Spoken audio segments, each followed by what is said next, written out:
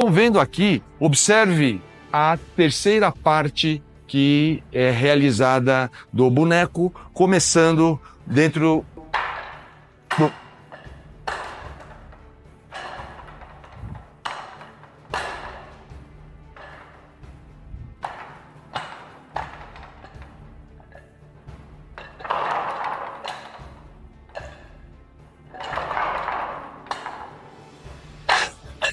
Então observe que essa terceira parte envolve Daibonsal,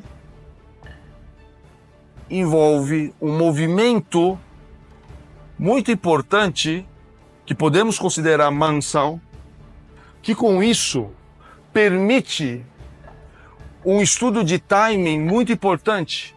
E para isso, é óbvio, o boneco tem que ser de boa qualidade. O que significa um boneco de boa qualidade? Um boneco, principalmente, que possua nos seus braços os 6 movimentos: para cima, para baixo, para um lado, para outro, para frente e para trás. Isso é muito importante. Então, quando eu tenho o movimento de entrada, e aqui eu tenho uma situação excepcional. Para quem tem maiores dúvidas, observe o nosso primeiro vídeo dessa série, dessa websérie, onde eu falo da guarda. Então, começando aqui, o grão-mestre mostrando a terceira parte da sequência da nossa linhagem. E um ponto que eu queria já de cara colocar é o cuidado na abordagem do boneco. Então, como cada movimento, ele tem um cuidado na conexão com o boneco. E isso, a gente pode falar sobre a natureza do boneco. O Mukianjon, ou Mujon, como muita gente chama, ele costuma ser muito mal interpretado quando vemos na internet.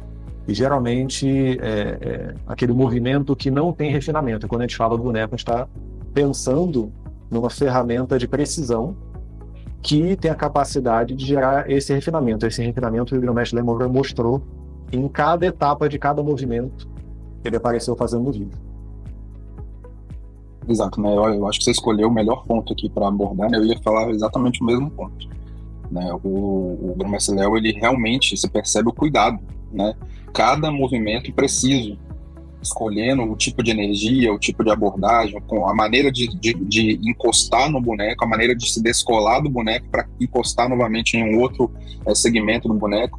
Né? Então, tudo isso mostra um refinamento e a pessoa, às vezes, que está assistindo, né, esse vídeo no canal Kung Fu Live, pode, de repente, se enganar achando que aquele cuidado todo é apenas para a demonstração daquele caso ali, né, do vídeo.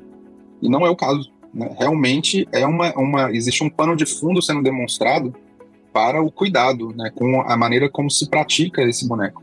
Né? Muitas vezes é possível perceber, né, nessas demonstrações, como você comentou, mas que a gente pode achar facilmente na internet, né, às vezes por pessoas que não têm um conhecimento devido a como abordar esse instrumento, ou por uma escolha, não sei, talvez um tipo de direcionamento que tenha recebido, né? As pessoas muitas vezes praticam no boneco como se ele fosse, né, né, por a gente chamar de dummy, né, como se ele fosse um boneco de golpeamento, né, de você, né, no jargão, dar porrada no boneco, né, e isso não faz sentido, né? Aliás, isso não faz sentido nem com o famoso saco de pancada, né, que há formas de se utilizar mais inteligentes do que você simplesmente descarregar, né, a sua raiva. Eu tive um aluno uma vez no Teaching Experience que uma das coisas que ele me reclamou foi ele deslocou o pulso, né, golpeando o saco de pancada.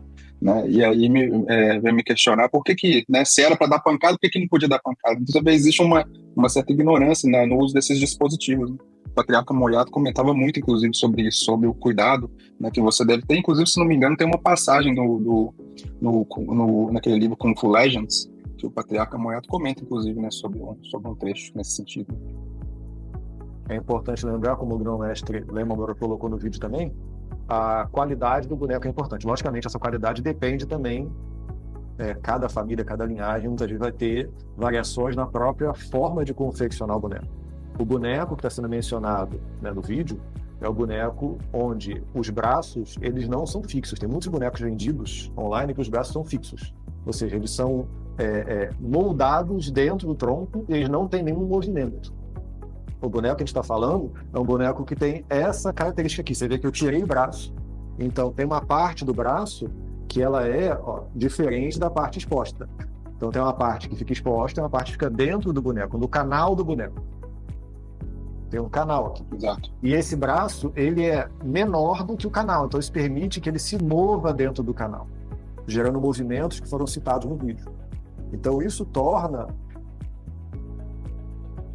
o boneco uma ferramenta de precisão para o seu movimento. Por isso que a gente pode falar, né, e até falar do nome, Mukianjon. Então, a gente está falando de madeira, de pessoa e de pilar.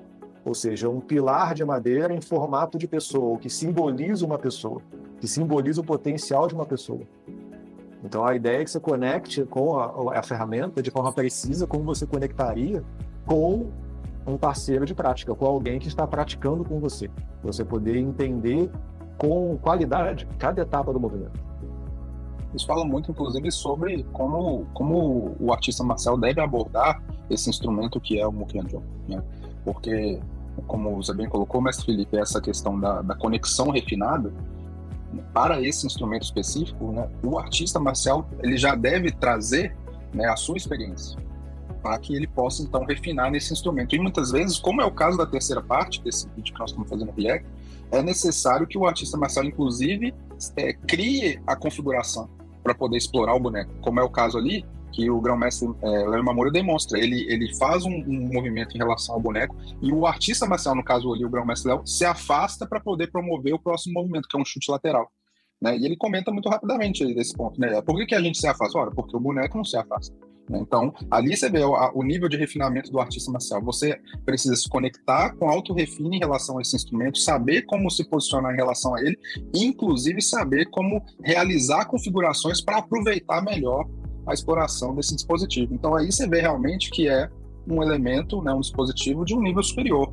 Né? Você realmente precisa já ter um certo nível de Kung Fu para poder experimentar esse instrumento. Como, né, o patriarca Moyato dizia, você realmente precisa aqui, né, ter a experiência da trilogia fundamental para que você possa, né, experimentar esse boneco, né, o Mukianjon, porque ele próprio não vai trazer para você nenhuma habilidade nova, né, nenhum componente novo. Você precisa trazer o que você já soube, o que até aqui o sistema já te fundamentou, para que você possa explorar e refinar. E aí ele faz aquela famosa comparação com a máquina de escrever, né, que no nosso caso hoje seria o editor aqui de texto, né, ou usar, né, essas ferramentas todas que a gente tem à disposição, que embora sejam ferramentas que possam melhorar a sua capacidade de escrever, melhorar o seu texto, não vão te dar a criatividade por si mesmo. Né, não vão, de fato, fazer a criação de um texto novo.